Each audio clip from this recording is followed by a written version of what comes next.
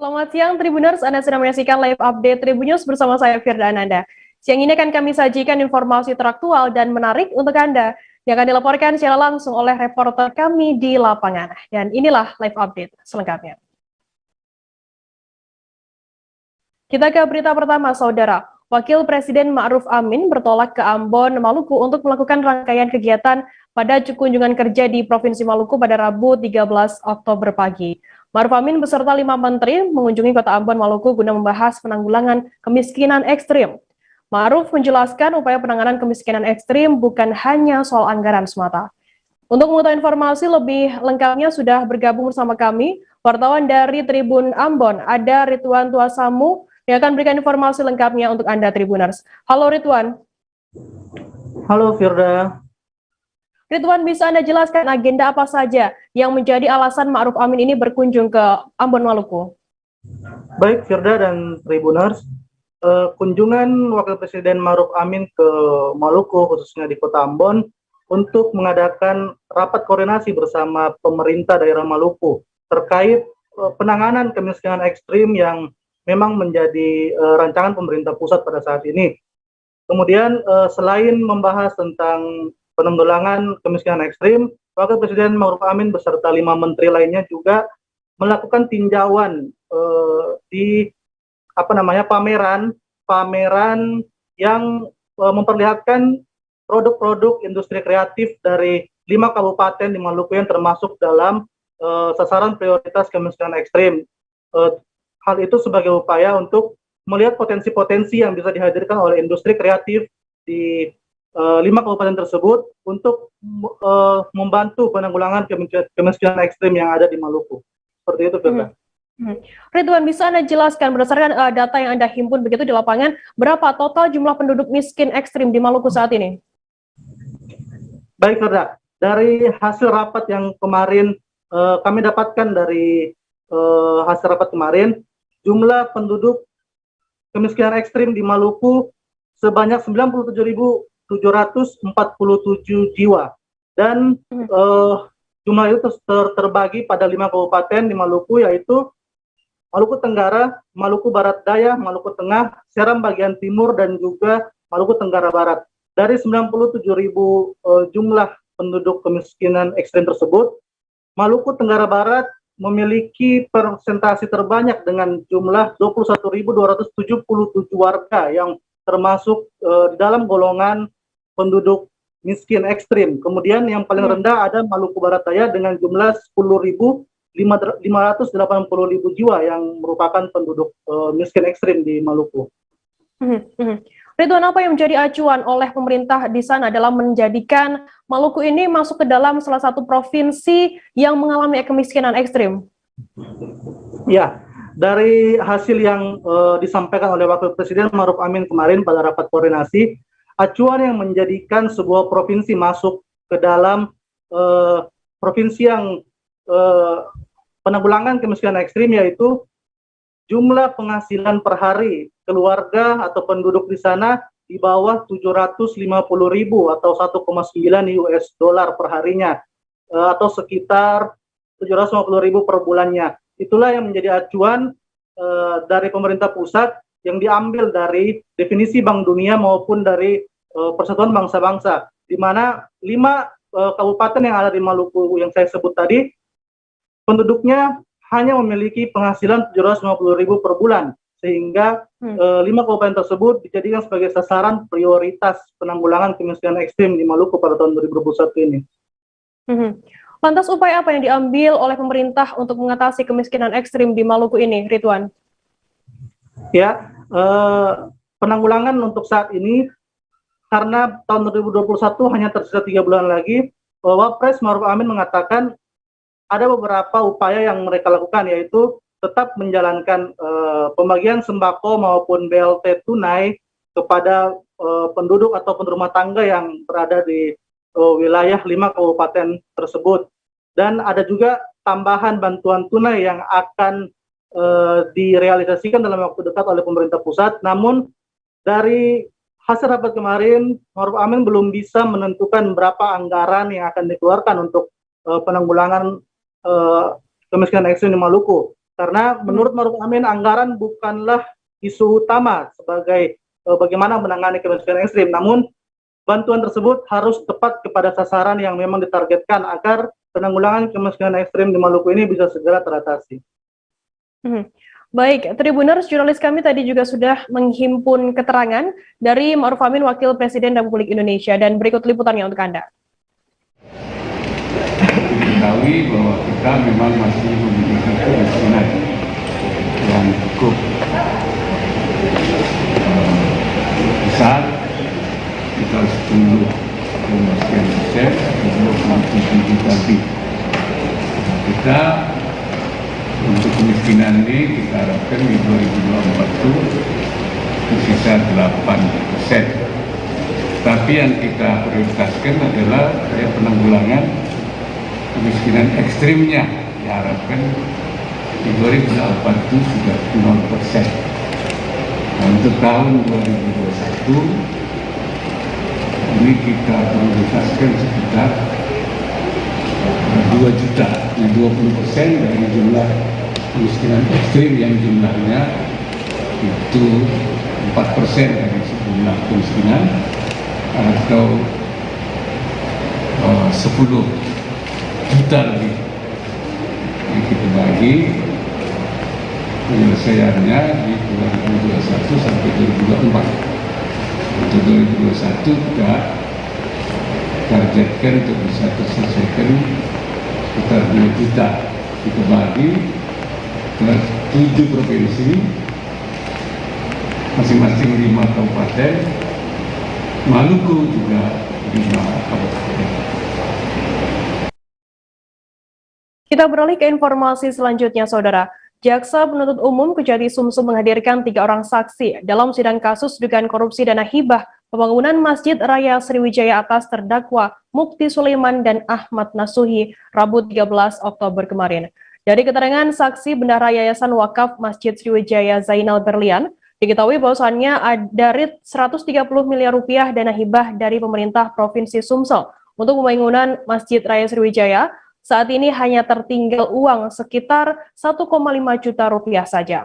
Informasi lebih lengkapnya akan disampaikan oleh rekan jurnalis kami dari Sriwijaya Post, ada Nisha yang saat ini sudah tersambung bersama kami. Halo Nisha. Ya, siang Firda, ke Palembang melaporkan. Nisha, bisa Anda jelaskan apa benar dana hibah untuk pembangunan Masjid Raya Sriwijaya yang awal mulanya ini senilai 130 miliar rupiah, maksud kami saat ini hanya tinggal 1,5 juta saja? Ya, benar sekali Firda. Itu berdasarkan keterangan saksi yang dihadirkan Jaksa Penuntut Umum Kejati Sumsel, Bapak Zainal Berlian yang dihadirkan sebagai saksi mengatakan bahwasanya uang 130 miliar tersebut saat ini hanya tersisa 1,5 juta saja. Begitu, Firda. Kemudian digunakan untuk uang apa? Digunakan untuk apa saja uang 130 miliar tersebut hingga saat ini tertinggal 1,5 juta saja? Masih dari keterangan saksi yang sama, Bapak Zainal Berlian selaku Bendahara Masjid Wakaf Yayasan Wakaf Masjid Sriwijaya, bahwasanya dari 130 miliar itu ada di antaranya itu digunakan untuk membayar uang muka pertama sebesar 48 miliar, uang muka kedua sebesar 18 miliar, dan satu lagi itu pembayaran pada PT Indakarya kurang lebih di angka 1 miliar lebih, begitu, Firda. Apakah ada dana lain nih, selain 130 miliar ini untuk pembangunan Masjid Raya Sriwijaya? Ada. Jadi selain dana hibah dari Pemprov Sumsel, untuk pembangunan Masjid Sriwijaya ini ternyata pihak yayasan juga menampung dana sumbangan dari masyarakat Sumsel yang ingin menyumbangkan terkait pembangunan masjid tersebut. Hanya saja saat ini dana tersebut sudah terkumpul sekitar 1,4 miliar di kas Yayasan Wakaf Masjid Sriwijaya. Begitu, Firda. Baik, Tribuners, jurnalis kami tadi juga sudah menghimpun keterangan dari saksi Zainal Berlian atau Bendahara Yayasan Wakaf Masjid Raya Sriwijaya. Berikut liputannya untuk Anda. 1,5 miliar itu sendiri bagaimana Pak status uangnya sekarang? Ya, sekarang ada di yayasan. Itu kita simpan sebagai saldo kas. Oke. yang kita terima dari pengurus yang lama. Kalau nggak salah tadi sisanya 1,4 sekian ya Pak? Ya 1,4. Itu Ditambah dengan yang sisa Masjid Sriwijaya. oh Yang di rekening Bank Sumsel Babel. Jadi yang di Bank Mandiri kemarin kita amankan, sekarang asetnya sekitar 1,3. Oke, Pak, kalau untuk dari total keseluruhan uang 130 miliar itu tadi kan disebutkan kalau nggak salah sekitar 160 sekian itu untuk pembayaran ke PT Berantas ya Pak ya? Ya, Sisanya Pak? sisanya untuk panitia pembangunan dan manajemen konstruksi, yaitu Indakarya. Oke. Pak, untuk panitia pembangunan sendiri saat itu siapa Pak? Pak Edi Hermanto. Kita beralih ke informasi selanjutnya, Saudara. Proses hukum pada kasus kerumunan di Pasar Impres Kota Lok Sumawe yang melibatkan selebgram Herlin Kenza atau HK sampai saat ini dilaporkan masih terus berlanjut. Dalam kasus ini, pihak kepolisian telah menetapkan 2 tersangka, yakni HK alias Herlin Kenza selaku selebgram dan juga KS selaku pemilik toko grosir. Informasi lebih lengkapnya akan disampaikan oleh rekan jurnalis kami dari Sremi News Indonesia, ada Saiful Bahri, yang saat ini sudah tersambung bersama kami. Halo Saiful. Halo Firda. Ya. Saiful, bisa Anda jelaskan kapan kejadian dugaan kerumunan tersebut terjadi dan lokasinya di mana? Ya, terima kasih Firda. Dapat saya laporkan bahwa kasus dugaan kerumunan ini terjadi pada Jumat 16 Juli 2021. Lokasinya tepat di sebuah toko grosir di kawasan Pasar Impres Kota Lok Sumawe. Di saat itu selebgram yang saat ini sudah ditetapkan jadi tersangka datang ke toko grosir tersebut. Di sana sudah diduga sudah terjadi kerumunan masyarakat, sehingga video itu sempat beredar ke jaringan sosial media, beberapa jaringan sosial media, sehingga sempat juga menjadi topik pembicaraan hangat di tengah-tengah masyarakat Kota Lok Sumawe. Demikian Firda. Saiful, penyidik Satreskrim Polres Lok Sumawe saat ini sudah menyerahkan kedua tersangka ini ke pihak Kejaksaan Negeri Lok Sumawe. Apakah nantinya kedua tersangka ini juga akan ditahan begitu? Terima kasih Firda. Sesuai keterangan dari pihak kejaksaan bahwa kedua tersangka sementara ini tidak ditahan sehubungan ancaman hukuman bagi mereka di bawah 5 tahun, namun bagi keduanya dikenakan wajib lapor, yakni sepekan sekali. Demikian Firda. Baik, Tribuners, jurnalis kami tadi juga sudah menghimpun keterangan dari Kajari Lok Sumawe, Dr. Muklis. Berikut liputannya untuk Anda. Apakah ada kita tahan dari kasus ini Pak, dari tersangka sendiri? Maksudnya? Ada kita tahan tersangka nggak? Gitu, Pak? Dalam kasus ini kita tidak bisa melakukan penahanan karena sesuai dengan pasal kewenangan kita. Namun ini adalah kasus Herlin ini adalah kasus PPKM, kasus COVID yang kita tangani. Kita akan tangani serius. Saya sudah instruksikan semua jajaran jaksa penuntut umumnya untuk segera ini dilimpah pengadilan. Nah, saya juga tadi terdakwanya, tersangkanya kita ingatkan kooperatif dalam penanganan perkara ini, dan sebenarnya ini mengingatkan masyarakat seluruhnya bahwa kondisi pandemi ini semua lapisan masyarakat harus benar-benar melaksanakan prokes dengan taat. Alhamdulillah kita sudah semakin menurun. Nah, kalau semua kita punya kesadaran dalam PPKM penanganan COVID ini, saya pikir mudah-mudahan negara kita bisa terbebas dari pandemi ini dan ekonomi kita lancar, karena ujung-ujung dari pandemi ini adalah mengganggu awal pandemi ini mengganggu ekonomi, tapi kalau pandemi sudah selesai saya pikir ekonomi yang sudah tersendat ini bisa lancar dengan baik. Berapa JPU yang kita siapkan dalam Kita siapkan JPU hanya 3 ya. Seusai jeda kami akan kembali dengan informasi menarik lainnya, tetap di Live Update. Oke, apa kabar Bang Arif di sini untuk strategi? Kalau saya sendiri di Jumip 37 ini yang semalam baru mulai, Apa yang dirasakan Kapten Hitam? Sebenarnya aku nggak ngerasa itu penangkapan atau penggerbegan atau apapun itu, karena gini loh, posisinya aku kriteria. Jadi kita mengenal disebut dengan stroke yang tidak berdarah dengan stroke yang berdarah. Stroke yang tidak berdarah itu biasanya ditandai dengan adanya penyumbatan. Kalau itu penyumbatan di sini mungkin pikirnya tidak ke situ kali ya. Tapi kalau di Korea atau di Kamboja itu ada beberapa paper yang saya itu mas, ya dulunya tukang koran. Oh gitu ya. Tukang koran. Ya saya baca itu pak. Tuh kan pernah baca kan? Ya. Jadi kalau saya jadi tangga itu udah bersyukur banget. Si anak ini dijadikan sebagai tersangka begitu. Ya kalau ini kita bicara yang di luar kasus Sebongombo ya. Dengan nama hujan shower, di mana terdapat batas jelas antara daerah hujan dan tidak hujan yang biasanya terjadi pada fase awal mature stage atau tahap berbahaya itu Kang. Jadi mulai artinya terjadinya berlembekan. Nah itu untuk penetrasi akan sulit begitu ya. Dok saya ini menurut saya memang tidak mudah. Bukan urusan tanah diambil. Kalau misalnya Amerika Serikat sekarang, Rasulullah mengatakan dalam sebuah hadis bahwa berpuasa di 6 hari Syawal itu. Oke, apa kabar Bang Arif di sini untuk strateginya? Kalau saya sendiri di Jumip 37 ini yang semalam baru mulai, Apa yang dirasakan Kak Hitam? Sebenarnya aku nggak ngerasa itu penangkapan atau penggerebegan atau apapun itu, karena gini loh, posisinya aku kriteria. Jadi kita mengenal disebut dengan stroke yang tidak berdarah dengan stroke yang berdarah. Stroke yang tidak berdarah itu biasanya ditandai dengan adanya penyumbatan. Kalau itu terjadi di sini mungkin pikirnya tidak ke situ kali ya. Tapi kalau di Terima kasih Anda masih bersama kami di Live Update. Kita beralih ke informasi selanjutnya, Saudara.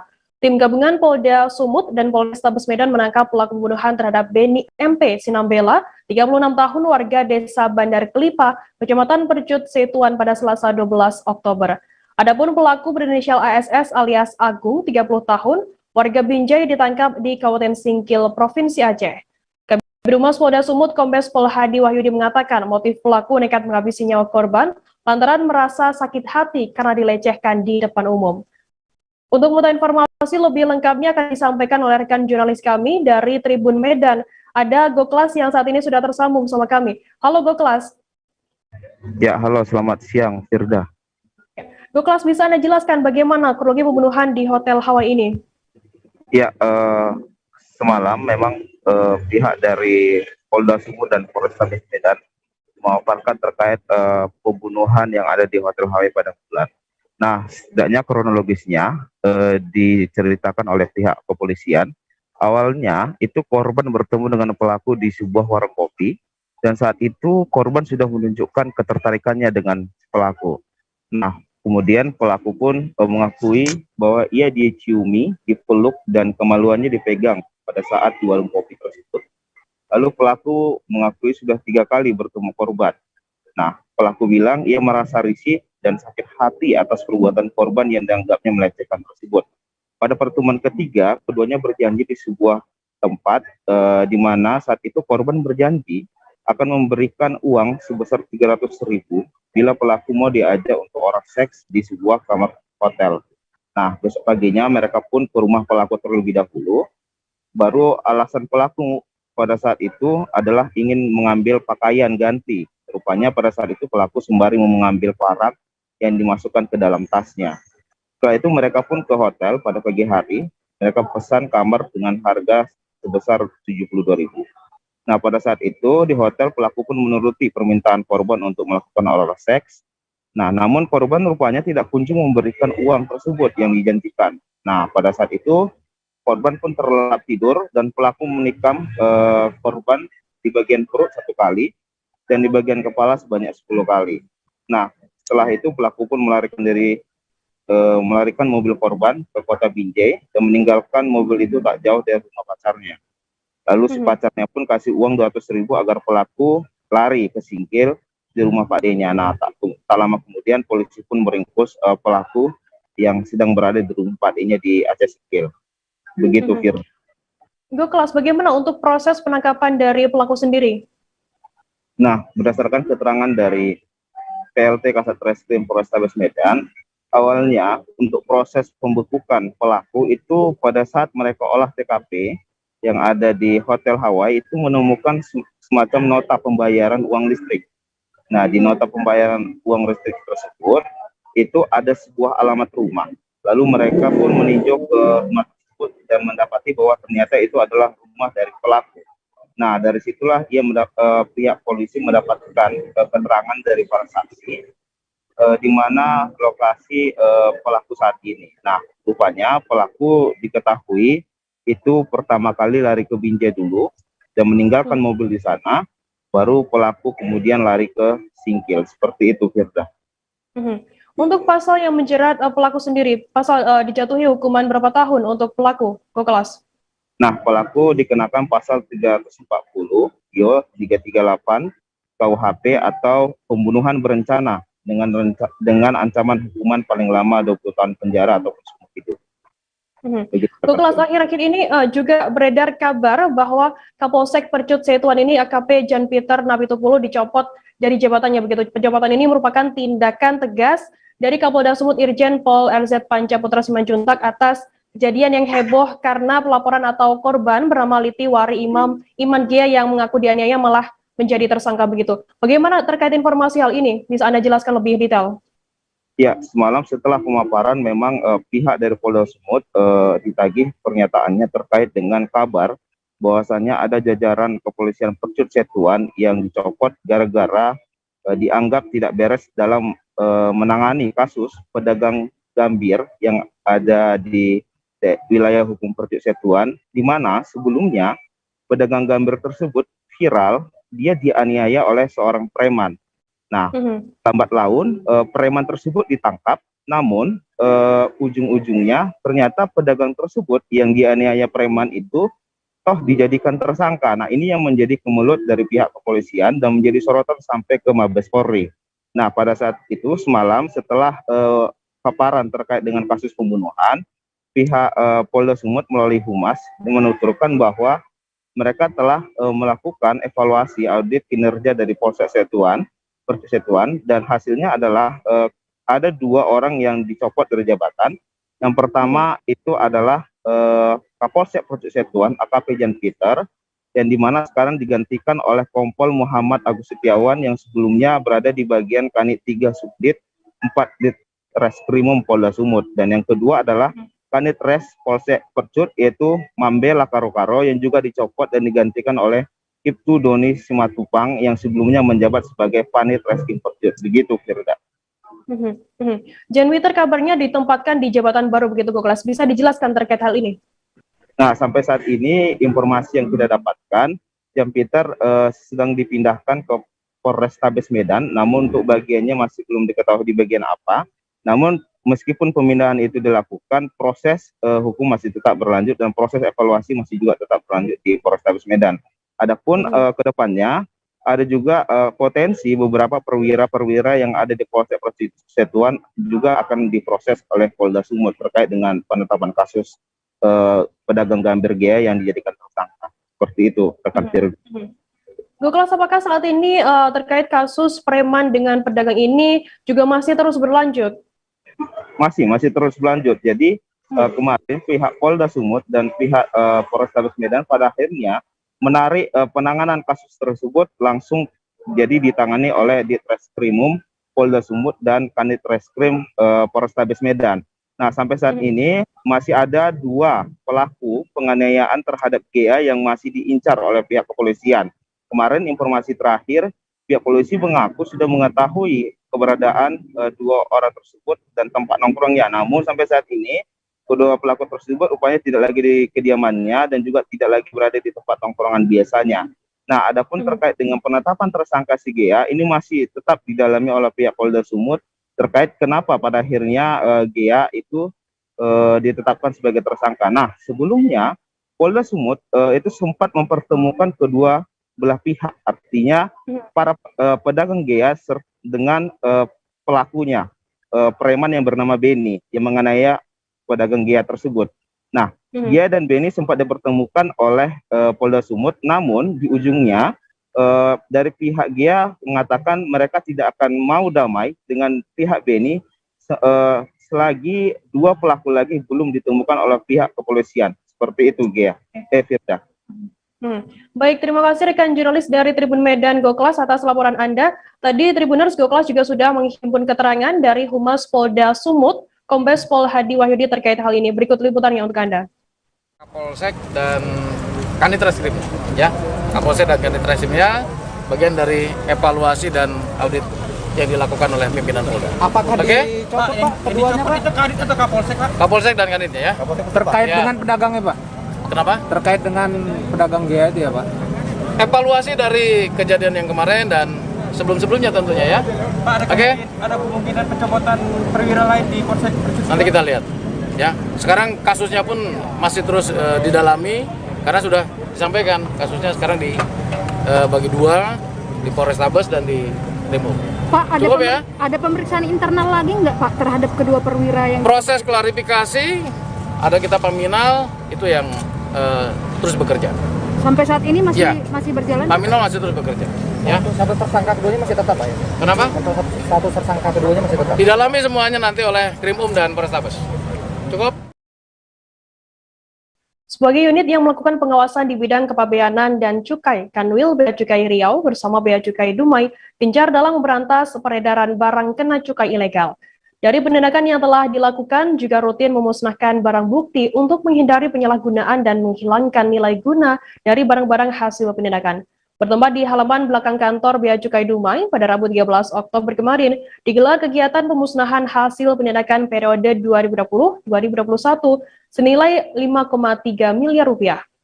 Informasi lebih lengkapnya akan disampaikan oleh rekan jurnalis kami dari Tribun Pekanbaru. Ada Doni Kusuma Putra yang saat ini sudah tersambung bersama kami. Halo Doni.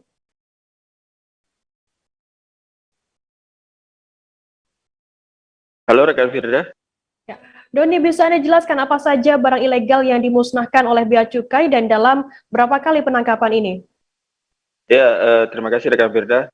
Perlu saya sampaikan bahwa pemusnahan yang dilakukan oleh BC Provinsi Riau dan juga BC Dumai itu dilaksanakan pada hari Rabu, tepatnya di gudang tempat penyimpanan barang bukti, yang mana barang bukti yang dimusnahkan ini sudah menjadi barang milik negara dan juga sudah diketahui oleh KPKNL yang mana bisa dilakukan pemusnahan.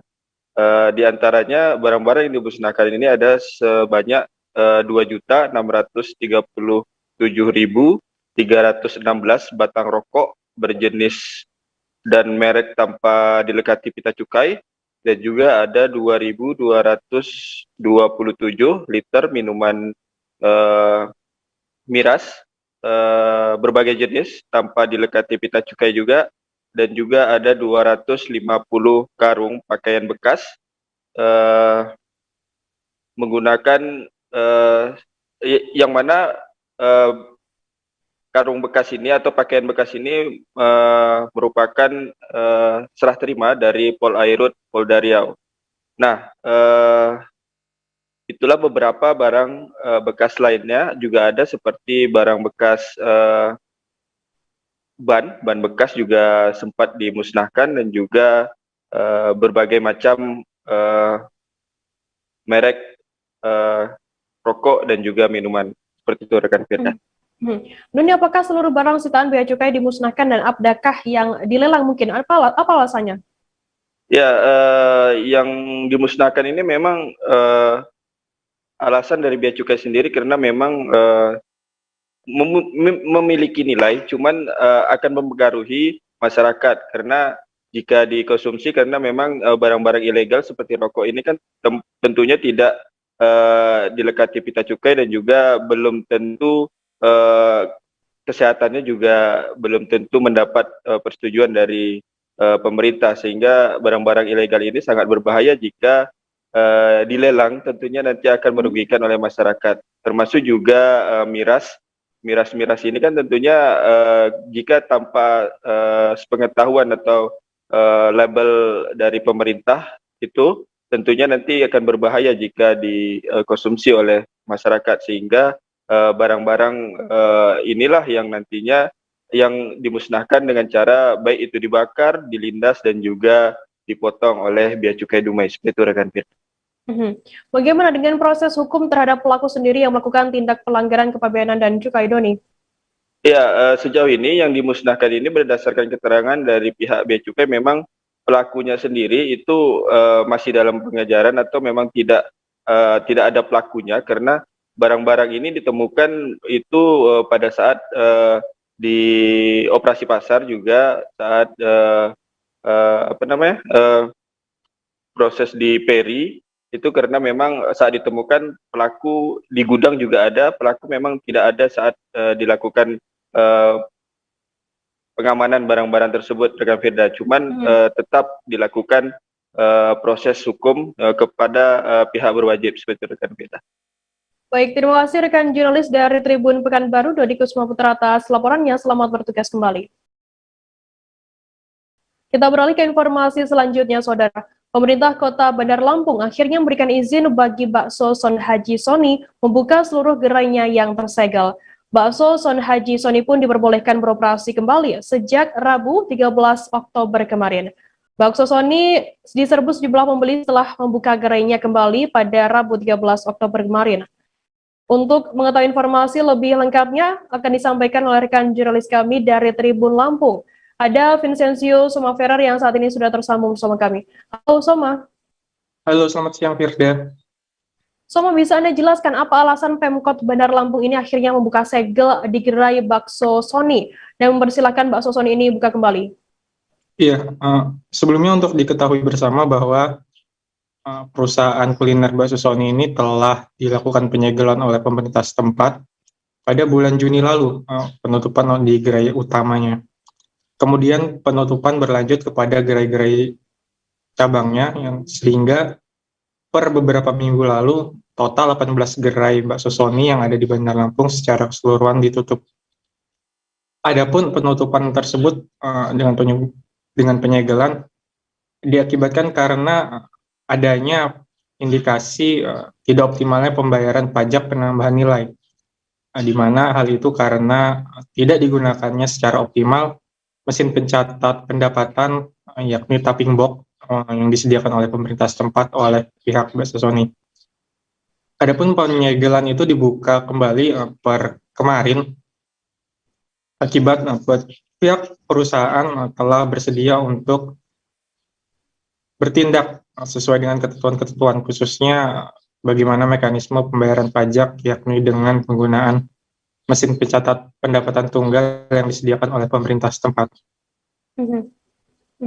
Kemudian, Soma, bagaimana suasana di gerai-gerai bakso Sony yang sudah diperbolehkan buka kembali ini? Iya, berdasarkan pantauan kita memang karena bakso Sony ini merupakan salah satu kuliner khas di Bandar Lampung, begitu saat dibuka, beberapa masyarakat, baik itu masyarakat lokal maupun luar Bandar Lampung, terlihat beberapa mengunjungi, bahkan beberapa diantaranya berasal dari luar daerah. Hal itu terlihat dari beragamnya nomor polisi kendaraan-kendaraan. Dan hal itu masih terjadi per hari ini, Firda. Lalu bagaimana dengan persoalan pajak bakso Sony dengan pemerintah Kota Bandar Lampung sendiri, Soma? Iya, penyegelan tersebut memang telah dibuka, namun pihak bakso Sony masih didesak pemerintah setempat untuk membayar denda dari ketidakoptimalan penggunaan tapping box tersebut, di mana pemerintah menduga tidak optimalnya penggunaan tapping box telah berlangsung sejak pertengahan 2018. Hingga saat ini pemerintah setempat melalui Badan Pengelola Pajak dan Retribusi masih melakukan audit mengenai besaran denda yang akan dilemparkan oleh pihak resmi. Seperti itu. Baik, terima kasih rekan jurnalis dari Tribun Lampung, Vincencio Somaferer, atas laporan Anda. Selamat bertugas kembali. Tribuners, kita akan jeda sejenak, tetap di live update. Oke, apa kabar Bang Arif di sini untuk strateginya? Kalau saya sendiri di Jumip 37 ini yang semalam baru mulai, saya udah sebenarnya aku nggak ngerasa itu penangkapan atau penggerbegan atau apapun itu, karena gini loh, posisinya aku kriteria. Jadi kita mengenal disebut dengan stroke yang tidak berdarah dengan stroke yang berdarah. Stroke yang tidak berdarah itu biasanya ditandai dengan adanya penyumbatan. Kalau itu terjadi di sini mungkin pikirnya tidak ke situ kali ya, tapi kalau di Korea atau di Kamboja itu ada beberapa paper yang saya itu mas, ya dulunya tukang koran. Oh gitu ya. Tukang koran. Ya, saya baca itu, Pak. Tuh kan, pernah baca kan? Ya. Jadi kalau saya jadi tanggal, itu udah bersyukur banget. Si anak ini dijadikan sebagai tersangka begitu. Ya, kalau ini kita bicara yang di luar kasus Sebongombo ya. Dengan nama hujan shower, di mana terdapat batas jelas antara daerah hujan dan tidak hujan yang biasanya terjadi pada fase awal mature stage atau tahap Berbahaya dewasa. tuh Kang. Jadi mulai artinya terjadinya perlembekan. Nah itu untuk penetrasi akan sulit gitu ya. Dok, saya ini Menurut saya memang tidak mudah, bukan urusan tanah diambil. Kalau misalnya Amerika Serikat sekarang, Rasulullah mengatakan dalam sebuah hadis bahwa berpuasa di 6 hari Syawal itu. Oke, apa kabar Bang Ariski di sini untuk strateginya? kalau saya sendiri di Jumip 37 ini yang semalam baru mulai, Apa yang saya dirasakan udah Kapten Hitam? Sebenarnya aku nggak ngerasain penangkapan atau penggerebekan atau apapun itu. Karena gini loh, posisinya aku Kriteria. Jadi kita mengenal disebut dengan stroke yang tidak berdarah dengan stroke yang berdarah. Stroke yang tidak berdarah itu biasanya ditandai dengan adanya penyumbatan. Kalau itu terjadi di sini mungkin pikirnya tidak ke situ kali ya, tapi kalau di Korea atau di Kamboja itu ada beberapa paper yang Saya itu Mas, dulunya tukang koran. Oh gitu ya. Tukang koran. Ya, saya baca itu, Pak. Tuh kan, pernah Ya, baca kan? ya. Jadi kalau saya jadi tanggal, itu udah bersyukur banget. Si anak ini dijadikan sebagai tersangka begitu. Ya, kalau ini kita bicara yang di luar kasus Sebongombo ya. Dengan nama hujan shower, di mana terdapat batas jelas antara daerah hujan dan tidak hujan yang biasanya terjadi pada fase awal mature stage atau tahap Berbahaya dewasa. tuh Kang. Jadi mulai artinya terjadinya perlembekan. Nah itu untuk penetrasi akan sulit gitu ya. Dok, saya ini menurut saya memang tidak mudah, bukan urusan tanah diambil. Terima kasih Anda masih bersama kami di live update. Kita beralih ke informasi selanjutnya, Saudara. 4 rumah toko di kawasan Pasar Mawar, Kota Pontianak terbakar pada Rabu 13 Oktober malam. Kapolsek Pontianak Kota AKP Sulasri menyampaikan, api pertama kali terlihat sekira pukul 21:30 waktu Indonesia Barat dari salah satu ruko dan kemudian api menyebar membakar 3 ruko lainnya. Untuk mengetahui informasi lebih lengkapnya sudah bergabung bersama kami wartawan dari Tribun Pontianak, ada Ferianto yang akan memberikan informasi lengkapnya untuk Anda Tribuners. Halo Ferry. Ya, siap. Selamat siang, Firda. Ferry, bisa Anda jelaskan bagaimana kronologi terjadinya kebakaran yang menghanguskan 4 rumah toko ini? Nah, untuk kronologi awal dari peristiwa terjadi kebakaran berada di Pasar Mawar, Pasar Mawar ini api itu terlihat pertama kali dari salah satu bangunan ruko yang merupakan diindikasikan itu gudang air minum kemasan gitu ya. Kemudian dari situ karena ruko ini semuanya dibangun secara berdempetan, api kemudian dengan cepat menyebar ke kanan dan kiri bangunan yang lainnya juga. Nah, pada saat itu juga ketika bagian dalam bangunan ini banyak berbagai barang yang memang sudah terbakar, api itu cepat membesar dan membakar bangunan tersebut. Sementara juga bangunan itu bagian dalamnya juga masih banyak yang terbuat dari kayu. Kemudian apakah ada korban jiwa begitu maupun korban luka dalam peristiwa kebakaran ini? Nah, untuk korban jiwa maupun korban luka itu pihak kepolisian ini menyampaikan bahwa tidak ada korban jiwa maupun korban luka, dikarenakan pada saat kejadian itu memang kondisi di sekitar atau kondisi di Pasar Mawar itu sudah tidak ada aktivitas dan para pemilik sendiri menggunakan ruko tersebut hanya untuk beraktivitas usaha, sementara untuk tempat tinggal tidak digunakan ruko tersebut. Jadi pada saat kejadian memang ruko-ruko tersebut itu sedang kosong. Dan memang beruntungnya dengan kecepatan dari teman-teman pemadam kebakaran di Kota Pontianak yang jumlahnya juga cukup banyak, Firda, api itu bisa cepat dilakukan penanganan dan kemudian dipadamkan, Firda. Ferry, dalam proses pemadaman api sendiri apakah ada kesulitan begitu dari pihak damkar? Nah, untuk dari teman-teman pemadam kebakaran di Kota Pontianak sedikit mengalami kesulitan, terutama itu dari sumber air, tidak, karena lokasi di kompleks Pasar Mawar ini cukup jauh dari pusat aliran sungai Kampus dia atau anak sungainya yang biasa warga Pontianak disebut parit ya, itu parit terdekat itu cukup jauh sehingga teman-teman dari pemadam kebakaran ini hanya mengandalkan saluran drainase yang ada, kemudian juga mengandalkan sejumlah mobil-mobil tangki yang memang ada sejumlah pemadam kebakaran swasta itu memiliki mobil tangki, sehingga beruntungnya teman-teman ini cepat berada di lokasi dan cepat lokalisir lokasi kejadian kita sehingga tidak menyebabkan kebakaran yang lebih luas. Untuk kerugiannya sendiri, apakah sudah ada taksiran kerugian begitu yang sudah ditaksirkan oleh pihak di sana? Nah, untuk kerugian sendiri masih belum dapat ditaksirkan karena sampai tadi pagi saja petugas polisi masih melakukan identifikasi ya, walaupun diduga penyebab utama dari kebakaran ini itu dari korsleting listrik. Tapi tadi pagi teman-teman dari Inavis Satgas Polri itu masih beroperasi juga melakukan identifikasi, dan juga dari pihak pemilik toko juga masih belum enggan memberikan keterangan apapun, dan itu juga masih belum bisa mentafsirkan berapa kerugian yang mereka alami. Namun kalau misalnya untuk hanya sekilas kasat mata sendiri, kerugian itu pastinya ratusan juta rupiah kita, dan bahkan bisa lebih, dikatakan 4 unit ruko, dan kemudian di dalamnya itu ada banyak sekali barang-barang usaha dari para pemilik ruko tersebut. Baik, Tribuners, jurnalis kami tadi juga sudah menghimpun keterangan dari Kapolsek Pontianak Kota AKP Sulastri, dan berikut liputannya untuk Anda. Yang barusan terjadi ya? Iya, Bu. Iya benar, kejadiannya tuh hari Rabu tanggal 13 Oktober ya, sekitar jam 21.30 di Jalan Water Mongon Sidi ya, daerah Sikit ya, komplek Pasar Mawar. Berapa ruko, Bu? Itu ada 4 ruko. Bu, dugaan sementara Bu, api berasal dari mana Bu? Dugaan sementara, ini sementara ya, karena kita lihat sendiri masih sedikit belum bisa dipadamkan, walaupun sudah agak mengecil. Itu di gudang air minum ya, di gudang air minum. Berarti dugaan sementara masih korsleting listrik Bu? Dugaan sementara masih akibat listrik ya, karena ruko itu sepertinya kosong.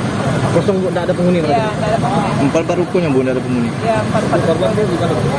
Untuk korban jiwa sampai saat ini tidak ada.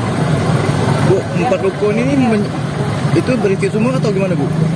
Jualan apa Bu? Ini satu aja yang kosong. Satu ruko kosong, yang ada yang jualan kopi, minuman, ada yang jualan rumah makan, kuliner, satunya lagi jualan minuman. Baru ya. Bu, tindak lanjut dari Polsek Kota seperti apa nanti Bu? Ya. Tindak lanjut dari Polsek Kota? Oh, masih proses kita melakukan proses penyelidikan ya. Kita tahu juga kita masih belum padam betul, masih proses pemadaman ya. Kita beralih ke Banten, Saudara. Kebakaran yang melanda permukiman Baduy Luar di Kampung Cepak Huni, Desa Kanekes, Kecamatan Lewidamar, Kabupaten Lebak, Banten membuat puluhan keluarga kehilangan tempat tinggalnya. Diketahui, kebakaran tersebut terjadi sekira pukul 14.30 waktu Indonesia Barat pada Rabu 13 Oktober kemarin. BPBD Kabupaten Lebak, Banten menyebutkan ada 16 rumah warga Baduy Luar ludes terbakar. Informasi lebih lengkapnya akan disampaikan oleh rekan jurnalis kami dari Tribun Banten. Ada Milda Niati yang saat ini sudah tersambung sama kami. Halo Milda. Ya, halo rekan Tirda dan Tribuners. Milda, total ada berapa kepala keluarga yang terdampak akibat kebakaran tersebut? Akibat kebakaran dari yang menimpa masyarakat Baduy Luar, terdapat 44 kepala keluarga, diantaranya adalah 84 jiwa, terdiri dari 44 orang laki-laki dan 40 orang perempuan. Mereka itu kehilangan tempat tinggalnya, begitu Firda. Untuk taksiran kerugiannya sendiri, apakah saat ini sudah ada informasi terkait hal ini? Berdasarkan informasi yang diterima oleh Tribun Banten dari BPBD Kabupaten Lebak, bahwasanya kerugian dari peristiwa tersebut ditaksir mencapai 820 juta, maaf. Lantas Milda, bagaimana untuk kronologi kejadian kebakaran ini awalnya bermula begitu? Menurut keterangan dari Febi, bahwasanya penyebab dari kebakaran ini masih belum diketahui, dan pihak kepolisian setempat pun masih menyelidiki akibat dari kebakaran ini. Sementara itu kerugian materi diantaranya adalah sekitar 16 rumah warga, kemudian perkakas, kemudian 1 lumbung padi milik warga Baduy Luar itu hangus terbakar, begitu rekan Firda. Untuk saat ini 44 kepala keluarga ini mengungsi di mana, Milda? Apakah sudah ada informasi lebih lanjut terkait hal ini? Nah, untuk saat ini warga Baduy itu mereka mengungsi di pos lapangan kedaruratan yang ada di Lebak. Mereka juga dibuatkan satu tenda pengungsian serta pihak BPBD juga mendistribusikan bantuan logistik dari mulai terpal, bahan makanan pokok untuk dapur dan lain sebagainya. Begitu rekan Firda. Baik, terima kasih rekan jurnalis dari Tribun Banten, Milda Niati atas laporannya. Selamat bertugas kembali. Dari Banten kita beralih ke Jawa Tengah, Saudara. Bupati Sragen Kusdinar Untung Yuniskawati mengaku kesulitan mencapai target vaksinasi 70%. Hal itu dikarenakan mulai menurunnya antusias masyarakat untuk mengikuti vaksinasi COVID-19. Pemerintah Kabupaten Sragen sendiri masih memiliki PR menyuntikkan vaksin kepada 11.800 masyarakat umum dan 4.500 lansia. Informasi lebih lengkapnya akan disampaikan oleh rekan jurnalis kami dari Tribun Solo. Ada Septiana Ayu Lestari yang saat ini sudah tersambung bersama kami. Halo Septi. Halo rekan Firda. Septi, bisa Anda jelaskan untuk saat ini capaian vaksinasi di Sragen, Jawa Tengah sudah mencapai berapa persen? Untuk saat ini berdasarkan data per Rabu 13 Oktober 2021, capaian vaksinasi di Kabupaten Sragen mencapai 65,5% dan untuk capaian vaksinasi lansia mencapai 55%, di mana masih tersisa sekitar 11.500 penduduk Sragen masyarakat umum yang harus divaksin untuk mencapai target 70% yang saat ini telah ditargetkan oleh pemerintah. Namun dari keterangan dari Dinas Kesehatan Kabupaten Sragen rencananya capaian 70% itu akan tercapai pada sore hari ini, di mana 70% masyarakat Sragen sudah divaksin dan 60% warga lansia di Sragen juga akan divaksin hari ini. Ya, beda. Septi, apakah sudah ada informasi terkait kendala begitu? Pemerintah setempat susah mencapai 70%, padahal stok vaksin di Sragen sendiri diketahui melimpah begitu? Ya, diketahui vaksin di Sragen saat ini sangat melimpah, di mana terdapat 64.000 kuota Pfizer, vaksin jenis Pfizer, 16.000 jenis Sinovac, AstraZeneca ada 20.000, sedangkan Moderna ada 1.800. Selain vaksin dari pemerintah Kabupaten Sragen, juga ada vaksin dari Polres Sragen, yakni masih 50.000 dan dari Kodim Sragen masih 20.000 dosis. Dan itu selain digunakan untuk dosis kedua, kendala yang dialami oleh pemerintah Kabupaten Sragen saat ini ialah saat ini sudah banyak atau mayoritas masyarakat Sragen sudah divaksin dan tinggal beberapa yang belum. Untuk dikarenakan memang antusiasme masyarakat saat ini karena sudah banyak yang divaksin, maka banyak antusiasme masyarakat sudah mulai menurun. Ya. Septi, bagaimana solusi dan usaha dari Pemkab Sragen sendiri untuk mengatasi kendala tersebut? Untuk solusi dari Pemkab Sragen, kini Pemkab Sragen telah menyusuri rumah ke rumah dengan mendata by name by address. Jadi dari pemerintah atau satgas desa melalui RT RW setempat melakukan pengecekan dari rumah ke rumah berdasarkan nama dan alamat untuk mengetahui siapa saja warga yang belum divaksin. Selain itu juga bidan desa diwajibkan untuk menyuntikkan sebanyak 10 lansia atau warga perharinya agar capaian 70% itu dapat segera tercapai agar Kabupaten Sragen dapat masuk ke level 1. Baik, terima kasih rekan jurnalis dari Tribun Solo, Septiana Ayu Lestari atas laporannya. Selamat bertugas kembali. Kita beralih ke informasi selanjutnya, Saudara. Seorang pria yang berprofesi sebagai penambang diterkam buaya saat menarik poton TI pada Rabu 13 Oktober di Sungai Melandut, Dusun Sinar Gunung, Desa Berbura, Riau, Silip, Bangka. Korban terkaman buaya tersebut atas nama Hardiansyah, 33 tahun alias Punggul, yang diserang buaya sekira pukul 2 siang. Informasi lebih lengkapnya akan disampaikan oleh rekan jurnalis kami dari Bangka Pos, ada Arya Bima Mahendra, yang saat ini sudah tersambung bersama kami. Halo Arya. Halo rekan Firda. Arya, bisa Anda jelaskan bagaimana kronologi kejadian tersebut?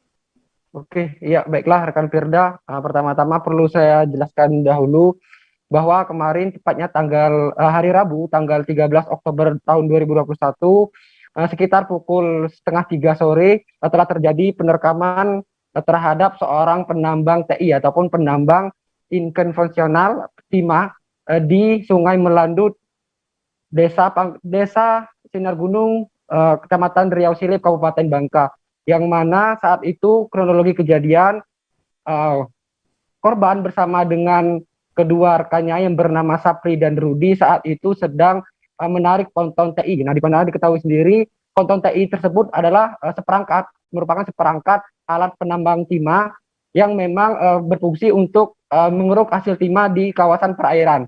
Saat itu korban bersama dengan dua rekannya sedang menarik ponton TI, yang mana pada saat itu dirinya hendak menarik jangkar kapal ataupun jangkar perahu dan sedang terjun ke sungai. Namun tiba-tiba ada seekor buaya yang menyergap ataupun menerkam bagian bokong dan menyeret korban atas nama Hardiansa atau alias Punggul dengan umur 33 tahun. Seperti itu rekan Firda.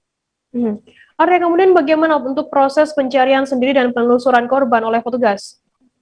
Ya, sejak menerima laporan dari warga setempat dan saksi, saat itu sekitar pukul 5:30 sore kemarin, tim gabungan yang terdiri dari tim BPBD Kabupaten Bangka, tim BPBD Provinsi Bangka Belitung, tim Basarnas Pangkal Pinang, beserta sejumlah tim lainnya turut langsung mencari korban di sekitar lokasi kejadian mulai dari malam hari tadi.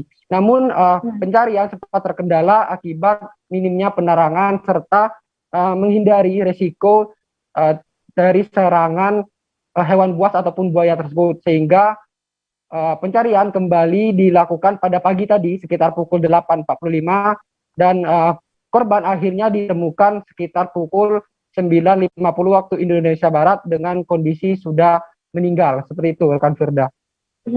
Arya, bisa Anda jelaskan korban ini ditemukan sejauh mana dari titik lokasi hilangnya begitu?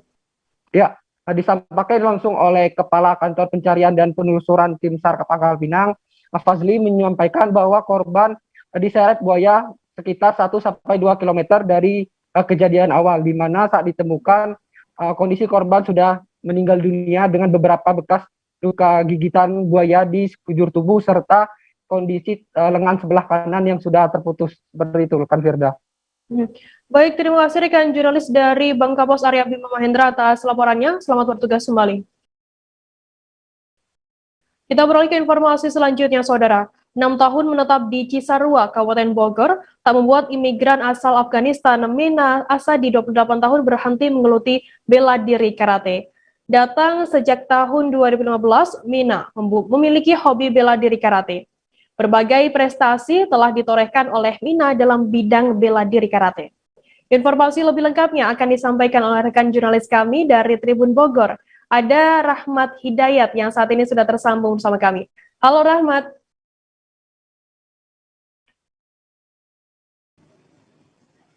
Halo rekan Firda. Rahmat, bisa Anda jelaskan, bisa Anda ceritakan mungkin ya, siapa sebenarnya sosok Mina Asadi sendiri? Baik, terima kasih rekan Firda. Jadi Mina Asadi ini salah satu seorang imigran Afghanistan yang datang ke Indonesia sejak 6 tahun yang lalu. Kemudian dia datang dengan hobi bela diri karatenya dan membuka karate club di daerah Cisarua, Kabupaten Bogor. Begitu Firda. Kemudian kabarnya Mina ini sudah meraih berbagai prestasi begitu ya di bidang bela diri karate. Untuk prestasinya sendiri sudah ada prestasi apa saja bisa Anda jabarkan? Baik rekan Firda, jadi Mina Asadi ini menggeluti karate itu dari umur 13 tahun di daerah asalnya yaitu Afghanistan, kemudian dia pindah ke daerah Bangladesh, kemudian India. Sejak di Afghanistan dari umur 13 tahun dia sudah mendapatkan beberapa medali di bela diri karate. Kemudian informasi yang saya dapatkan, medali yang didapatkan oleh Mina Asadi semenjak dia menggeluti karate itu total sebanyak 35 medali. Begitu, Firda. Untuk berdasarkan keterangan yang Anda dapat dari Mina sendiri, tujuan yang melatih diri bela diri karate ini apa sebenarnya? Jadi informasi yang saya dapatkan dari Mina Asadi ini, tujuan dia membuka klub karate di Cisarua, Kabupaten Bogor ini untuk mengisi waktu luang para imigran Afghanistan yang berada di Cisarua, Kabupaten Bogor. Begitu, Firda. Kemudian berapa orang yang mengikuti latihan di sana dan orang mana saja yang mengikuti latihan tersebut? Jadi orang yang latihan karate di klub karate di Cisarua, Kabupaten Bogor ini tidak hanya untuk orang Afghanistan saja, tetapi menurut Mina Asadi, saat ini dia sangat welcome ketika orang luar Afghanistan bisa mengikuti latihan karate bersama mereka. Dia pun mengatakan bahwa dalam beberapa periode yang lalu, warga negara Indonesia pernah mengikuti latihan karate klub bersama mereka. Begitu, Firda. Dan total yang saat ini mengikuti latihan karate klub itu berjumlah sekitar 50 orang, Firda. Baik, terima kasih rekan jurnalis dari Tribun Bogor, Rahmat Hidayat atas laporannya. Selamat bertugas kembali. Tribuners, selesai jadi kami akan kembali dengan informasi menarik lainnya tetap di Live Update. Oke, apa kabar Bang Arifki di sini? Pikirnya tidak ke situ kali ya, tapi kalau di Korea atau di Kamboja itu ada beberapa paper yang saya itu Mas, ya, dulunya tukang koran. Oh gitu ya. Tukang koran. Ya, saya baca itu, Pak. Tuh kan, pernah baca kan? Ya. Jadi kalau saya jadi tanggal, itu udah bersyukur banget. Kak, si anak ini dijadikan sebagai tersangka begitu. Ya, kalau ini kita bicara yang di luar kasus Bongombo ya. Dengan nama hujan shower, di mana terdapat batas jelas antara daerah hujan dan tidak hujan yang biasanya terjadi pada fase awal mature stage atau tahap berbahaya itu Kang. Jadi mulai artinya terjadinya perlembekan. Nah itu untuk penetrasi akan sulit gitu ya. Dok, saya ini Menurut saya memang tidak mudah, bukan urusan tanah diambil. Kalau misalnya Amerika Serikat sekarang, Rasulullah mengatakan dalam sebuah hadis bahwa berpuasa di 6 hari Syawal itu. Oke, apa kabar Bang Arifki di sini untuk strateginya? Kalau saya sendiri di Jumip 37 ini yang semalam baru mulai, saya udah Sebenarnya aku nggak ngerasa itu penangkapan atau penggerbegan atau apapun itu, karena gini loh, posisinya aku kriteria. Jadi kita mengenal disebut dengan stroke yang tidak berdarah dengan stroke yang berdarah. Stroke yang tidak berdarah itu biasanya ditandai dengan adanya penyumbatan. Kalau itu terjadi di sini mungkin pikirnya tidak ke situ kali ya, tapi kalau di Korea atau di Kamboja itu ada beberapa paper yang saya itu Mas, ya, dulunya tukang koran. Oh gitu ya. Tukang koran. Ya, saya baca itu, Pak. Tuh kan, pernah baca kan? Ya. Jadi kalau saya jadi tanggal, itu udah bersyukur banget. Kak, si anak ini dijadikan sebagai tersangka begitu. Ya, kalau ini kita bicara yang di luar kasus Bongombo ya. Dengan nama hujan shower, di mana terdapat batas jelas antara daerah hujan dan tidak hujan yang biasanya terjadi pada fase awal mature stage atau tahap berbahaya itu Kang. Jadi mulai artinya. Terima kasih Anda masih bersama kami di Live Update. Kita beralih ke informasi selanjutnya, Saudara. Kericuan terjadi antara aparat kepolisian dengan mahasiswa yang menggelar aksi unjuk rasa di depan gedung Bupati Tangerang. Dalam aksi demonstrasi tersebut terdapat sebuah video yang viral di media sosial yang menunjukkan tindakan seorang oknum kepolisian yang membanting seorang mahasiswa peserta demo. Mahasiswa itu diketahui bernama M. Faris Amrullah, 21 tahun, mahasiswa Universitas Islam Negeri Sultan Maulana Hasanuddin Serang, Banten. Informasi lebih lengkapnya akan disampaikan oleh rekan jurnalis kami dari Warta Kota Live, ada Gilbert yang saat ini sudah tersambung bersama kami. Halo Gilbert. Siap. Gilbert, bisa rekan Firda. Mahasiswa yang mendapat tindakan kekerasan dari oknum kepolisian ini bernama Faris. Bisa dijelaskan sosok dari Faris sendiri? Baik Firda. Sebelumnya ratusan mahasiswa menggelar aksi unjuk rasa di depan gedung Bupati Tangerang dalam rangka memperingati hari ulang tahun Kabupaten Tangerang ke-389. dalam berkesempatan dalam hari ulang tahun tersebut, para mahasiswa melakukan aksi unjuk rasa, dan sekira pukul 12 siang ada kejadian ketika bentrok antara mahasiswa dengan pihak kepolisian yang berjaga di depan area gedung Bupati, bentrok dan terjadi insiden pembantingan dari salah seorang oknum kepolisian yang membanting salah seorang peserta aksi unjuk rasa, itu seorang mahasiswa yang bernama Faris Amrullah, berusia 21 tahun. Faris merupakan mahasiswa dari Universitas Islam Negeri atau UIN Serang, UIN Sultan Maulana Hasanuddin yang berlokasi di Serang, Banten. Faris menempuh jurusan hukum tata negara untuk Fakultas Syariah. Namun dalam aksi tersebut bukan atas nama pihak kampus, melainkan atas nama himpunan atau kelompok-kelompok elemen mahasiswa. Dan Faris sendiri tergabung dalam elemen mahasiswa himpunan mahasiswa Tangerang atau Himata Banten Raya. Jadi kejadian tersebut Faris membawa alma mater atau identitas dari Himata itu sendiri. Begitu, Firda. Gilbert, bagaimana saat ini kondisi Faris sendiri dan seperti apa penanganan dari pihak kepolisian setelah Faris ini mendapatkan perlakuan kasar dari oknum polisi tersebut? Baik, Firda. Kapolres Kota Tangerang, Kombes Pol Wahyu Sri Bintoro mengatakan hasil pemeriksaan awal kemarin setelah insiden pembantingan yang dialami oleh Faris langsung dibawa ke Rumah Sakit Ibu dan Anak Harapan Mulia Kabupaten Tangerang. Kapolres Wahyu Sri Bintoro mengatakan hasil pemeriksaan awal fisik Faris dalam kondisi baik. Setelah dilakukan pemeriksaan, Faris juga diberikan obat-obatan dan juga vitamin dari dokter yang memeriksa Faris. Dalam kondisi tersebut disimpulkan bahwa pemeriksaan fisik yang bersangkutan dalam kondisi baik dengan suhu 36,5 derajat dan juga kondisi tubuh yang tidak ada kerusakan untuk tahap awal. Namun Faris kemarin juga melakukan pemeriksaan ronsen toraks dan hasilnya baru keluar hari ini. Rencananya Kapolres Kota Tangerang, Kombes Pol Wahyu Sri Bintoro mengadakan jumpa pers kepada awak media untuk merilis hasil pemeriksaan ronsen toraks daripada Faris itu sendiri. Gitu, Firda. Gilbert, bisa Anda jelaskan siapa oknum polisi yang melakukan kekerasan terhadap Faris sendiri saat aksi unjuk rasa tersebut dan bagaimana awal mulanya? Oknum polisi tersebut ialah berinisial NP yang merupakan memiliki pangkat seorang brigadir. Kejadian itu bermula ketika tim dari negosiator dari Polres Kota Tangerang, Polresta Tangerang melakukan negosiator dengan beberapa perwakilan mahasiswa. Namun mahasiswa tetap meminta untuk bertemu Bupati setelah dijelaskan bahwasanya Bupati Tangerang saat itu Ahmed Zaki Iskandar sedang melakukan kunjungan keluar memperingati hari ulang tahun Kabupaten Tangerang sendiri. Namun para mahasiswa itu tetap memaksa masuk, merangsek masuk, dan kemudian dalam waktu tersebut salah seorang mahasiswa melakukan provokasi sehingga membuat kelompok mahasiswa lainnya terpancing dan melakukan aksi saling dorong.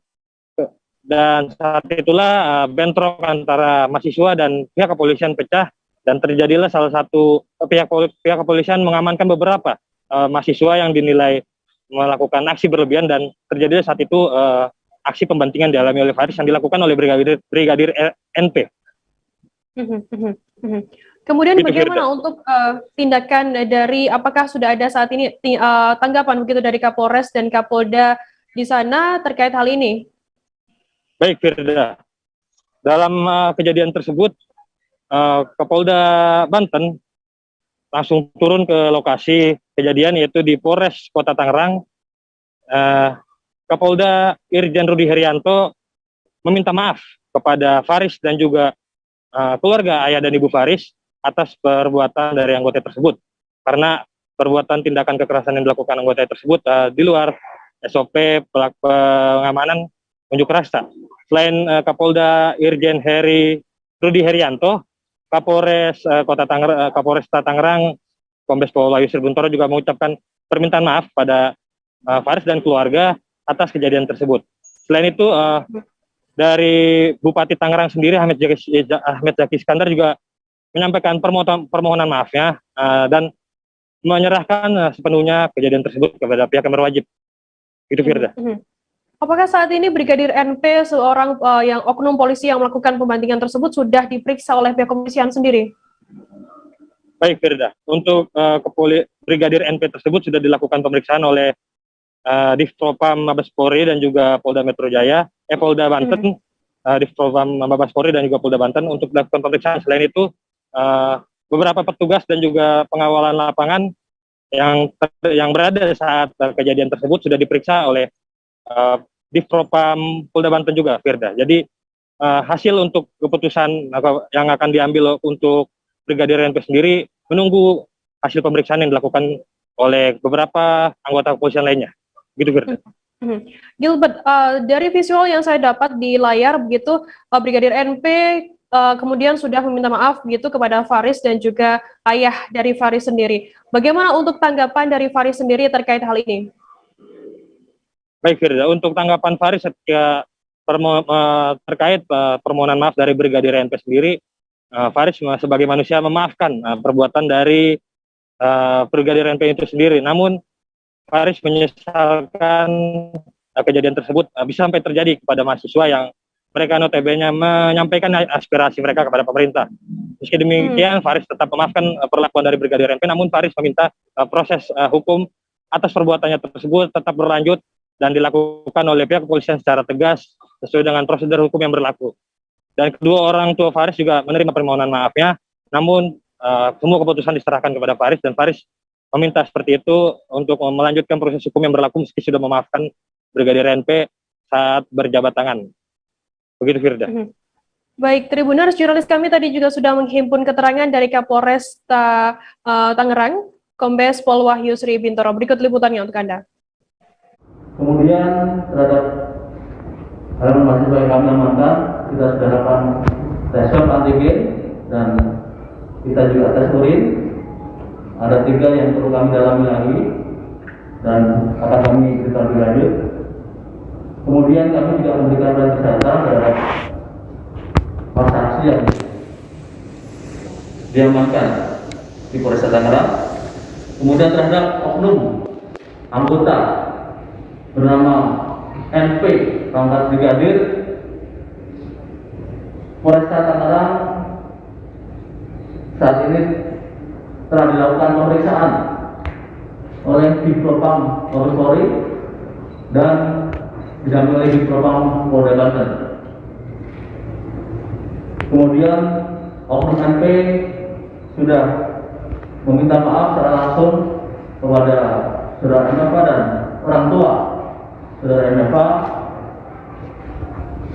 dan tindakan tersebut bersifat refleks dan tidak ada tujuan untuk menolong bersangkutan.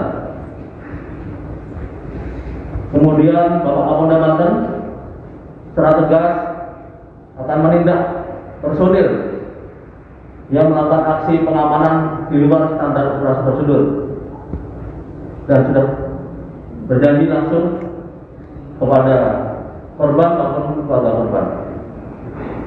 Saya kira itu dengan sekalian. Terima kasih. Mohon maaf. Wabillahi taufiq. Wassalamualaikum warahmatullahi wabarakatuh. UPTB Samsat Prabu Mulih terus berinovasi untuk mendongkrak realisasi pencapaian pajak. Setelah sebelumnya berinovasi membuat pojok pajak, UPTB Samsat Prabu Mulih membuat inovasi memberikan tabungan emas gratis kepada warga yang membayar pajak.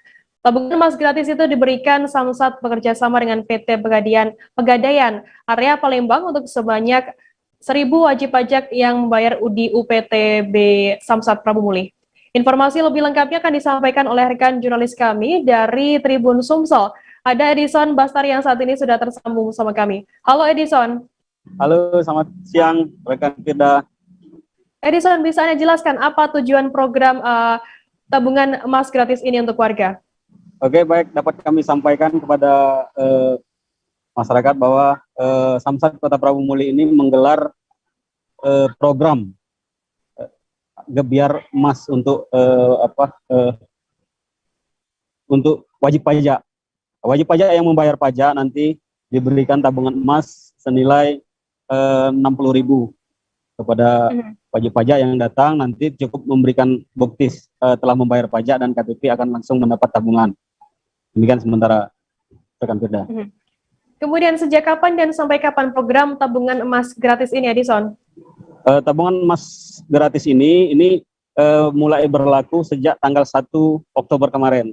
Untuk tahap pertama ini diberlakukan hingga tanggal 20 Oktober mendatang. Nah, jika nanti para wajib pajak masih belum banyak yang membayar pajak, maka akan diperpanjang hingga akhir bulan Oktober ini.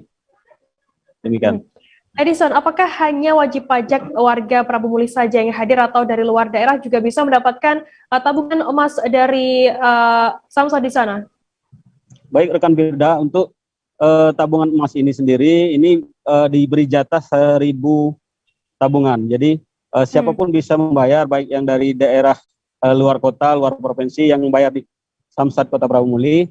Begitu dia memiliki hasil kwitansi setelah bukti pembayaran dan KTP, maka akan langsung mendapat tabungan emas gratis dari Samsat Kota Prabu Muli kerjasama dengan Pegadaian Palembang. Demikian. Edison, selain program tabungan emas gratis begitu yang diluncurkan oleh Samsat, apakah ada program-program lain dari provinsi terkait pajak di sana? Oke, baik.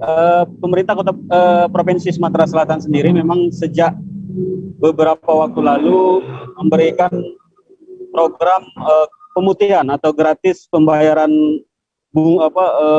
pajak. Ini maksudnya denda pajak. Begitu kita membayar denda pajak maka akan digratiskan oleh pemerintah. Nah, sementara untuk pokok pajaknya tetap dibayar.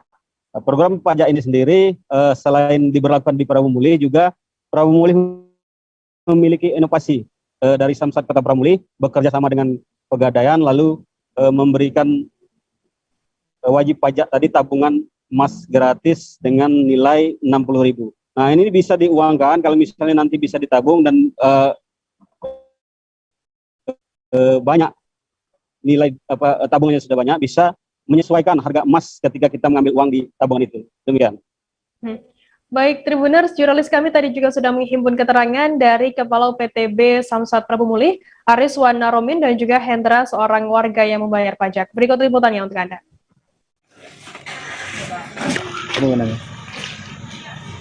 Pak, kita bayar pajak ya? Hah? Bayar pajak kan? Iya, bayar pajak. Pak, kita tadi diminta daftar itu, kenapa itu Pak?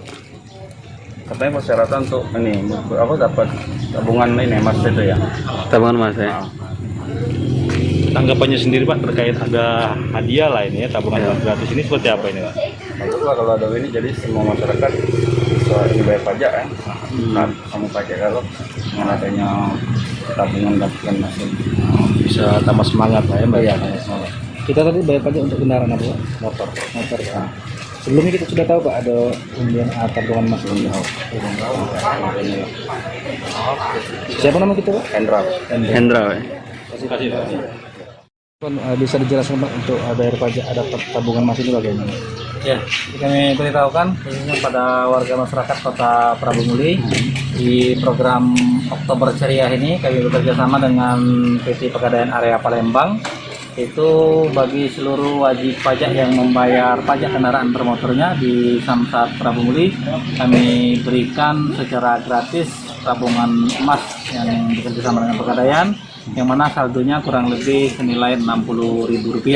Jadi bagi 1.000 wajib pajak pertama yang datang dan membayar pajak di pajak kendaraan bermotornya di Samsat Prabu Muli, kami berikan gratis tabungan emas dari PT Pegadaian. Itu tujuannya untuk apa? Tujuannya yang pertama kami membantu masyarakat yang terkena pandemi ini, dan yang kedua ucapan terima kasih kami dan penghargaan yang setinggi-tingginya pada masyarakat Kota Prabu Muli yang sudah taat membayar pajak kendaraan bermotor. Itu sampai kapan? Periode tabungan pajak berkilau emas ini kami jadwalkan antara tanggal 1 sampai dengan tanggal 20 Oktober yang akan datang. Selvi Mumbas, 41 tahun, dan Ramlan Abbas, 44 tahun, mengucap syukur seusai anaknya Michael John Abbas, 21 tahun, atlet tinju, meraih medali emas di laga PON ke-20 Papua pada Rabu 13 Oktober malam kemarin. Juan Abbas, sapaan atlet tinju asal Kota Bitung ini meraih medali emas cabang olahraga tinju PON ke-20 Papua di kelas 46 kg. Di babak final yang disaksikan langsung oleh kedua orang tua Juan Abbas dan sanak saudaranya dari layar kaca, berhasil mengalahkan lawannya atlet tinju Syartiel Alkilaus dari Papua dengan keputusan menang angka. Informasi lebih lengkapnya akan disampaikan oleh rekan jurnalis kami dari Tribun Manado. Ada Christian Wayongkere yang saat ini sudah tersambung bersama kami. Halo Christian. Halo Firda dan Tribun Manado. Christian, bisa Anda jelaskan seperti apa respon atau tanggapan dari orang tua Juan Abbas sendiri, atlet tinju Sulut asal Bitung yang meraih medali emas PON ke-20 Papua ini? Baik, kedua orang tua Michael Juan Abbas, petinju Sulawesi Utara yang berhasil meraih medali emas pada PON ke-20 Papua Rabu kemarin, mengaku dan merasa sangat bersyukur dan senang. Bahkan ayah Juan Abbas, yaitu Ramlan Abbas, nampak bersorak kegirangan, bercampur seru ketika menyaksikan secara langsung dari layar kaca aksi dari Juan Abbas ketika bertanding di babak final Rabu kemarin, rekan Firda. Christian, apa yang dilakukan orang tua dan keluarga Juan Abbas saat laga final pada Rabu kemarin? Jadi sejak pertandingan pertama yang dilakukan Juan Abbas pas program cabang olahraga tinju Pekan Olahraga Nasional ke-20 Papua, mereka selalu nonton bareng. Namun yang menggugah hati, mereka nonton bareng bukan di rumah mereka, melainkan di rumah saudara mereka yang kebetulan berada tak jauh dari belakang rumah mereka. Michael Juan Abbas ini merupakan seorang sulung dari 5 bersaudara, ada 2 laki-laki dan 3 perempuan, dibesarkan dari keluarga yang sederhana. Dari rumahnya saja dari amatan kami pada Rabu kemarin, hanya dari semi permanen berbahan kayu beratap seng dan berlantaikan beton. Namun ayah dan ibu Juan Abbas tak patah arang, tetap semangat mendidik dan membesarkan Juan Abbas sampai dengan bisa seperti saat ini. Christian, mungkin bisa Anda jelaskan bagaimana cerita Juan Abbas sendiri ini bisa sampai menjadi atlet tinju? Menurut Selvi, orang tua atau ibu dari Juan Abbas, Selvi Mumbas, umur 41 tahun, awal Juan Abbas atau Michael Juan Abbas ini terjun atau menekuni olahraga tinju sejak masih duduk di kelas 4 SD, Firda. Waktu itu, singkat cerita, Juan Abbas sudah melakukan latihan tinju, tapi secara diam-diam, tanpa sepengetahuan dari kedua orang tuanya. Pernah suatu waktu, sepatu yang digunakan oleh Juan Abbas untuk latihan disembunyikan ketika pulang rumah, dititip atau ditaruh di rumah saudaranya yang juga tak jauh dari. Dan pada akhirnya lama-kelamaan setelah Juan terus berlatih, orang tuanya pun mengetahui dan sampai saat ini terus mendukung dan mensupport Juan Abbas sebagai seorang petinju Sulawesi Utara yang berasal dari Kota Bitung. Ya, Firda. Baik, Tribuners, jurnalis kami tadi, Christian juga sudah menghimpun keterangan dari Selvi Mumbas, 41 tahun, dan Ramlan Abbas, ayah dan juga ibu dari Michael Juan Abbas. Berikut liputannya untuk Anda. Kemarin jadi dia latihan sembunyi-sembunyi. Kami orang tua ada marah cuma sampai apa dah begitu. Yang penting dia mendukung dan DP karir Oke. Ada cerita nggak Bu? DP sembunyi-sembunyi latihan itu katanya DP peralatan perlengkapan disembunyikan atau bagaimana? DP sepatu dia selalu kalau mau latihan dia sembunyi Pak DP omak ke rumah. Oke. Dia sembunyi di situ, baru dia pergi badiam-badiam mau latihan. Oke. Tapi dia tetap sekolah, Ibu? Iya, dia pulang sekolah. Pulang sekolah itu dia latihan, Kang? Pergi latihan.